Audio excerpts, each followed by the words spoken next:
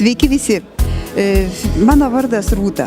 Šiandien aš sveikinuosi su jumis iš vieno gražiausio pasaulio miesto, tai yra iš Sankt Peterburgo, kuriame vyksta kompanijos Visgolden pirmą tarptautinę konferenciją.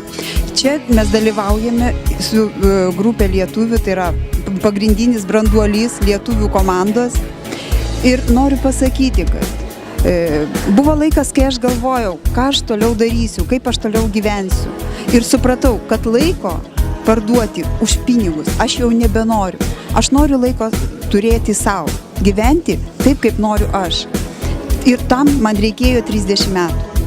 Jeigu šiandien dienai jums kyla noras kažką keisti, vadinasi, kažkas ne taip jūsų gyvenime.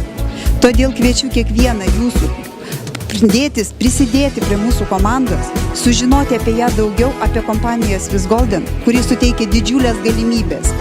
Ne tik tai uždarbio galimybės, tačiau ir kaupti unikalų produktą, tai yra auksą, ir pasirūpinti savo ateitim, savo vaikų, savo šeimų.